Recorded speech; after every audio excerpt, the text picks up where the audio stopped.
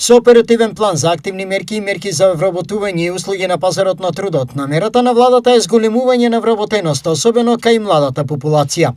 За споредба, во однос на ланската година имаме повеќе 7,5 милиони евра или вкупно 40 милиони евра офатени со сите мерки во овој оперативен план.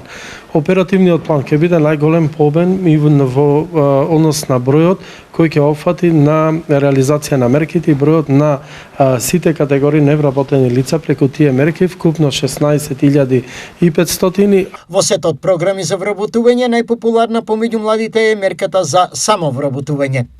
Зашто говори и бројката од досега до пријавени 4300 апликанти.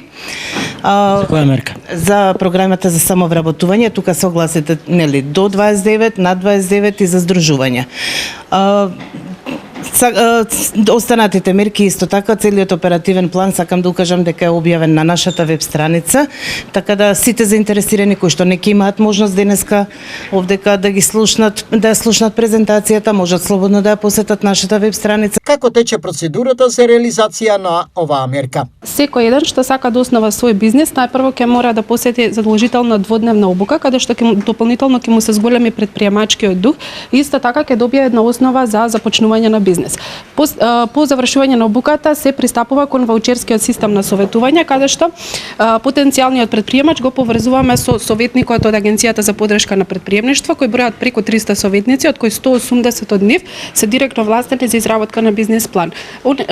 Заедно го креираат бизнес планот, а во меѓувреме се формира експреска комисија која подоцна ќе ги евалуира сите бизнес планови и најдобрите од нив повторно ќе се вратат во Агенцијата за вработување, каде што ќе потпишат договори и ќе си основаат сопствен бизнес. Кој е приоритетот на општината со реализација на ваквата мерка? Она кое што е наш приоритет и верувам дека преку ваквата стимулација и мотивација се повеќе младите луѓе ќе ја препознаат можноста и ќе отворат пат по кој што ќе создават вредност во економијата и во општеството. Што ова значи за младите во Светиниколската општина?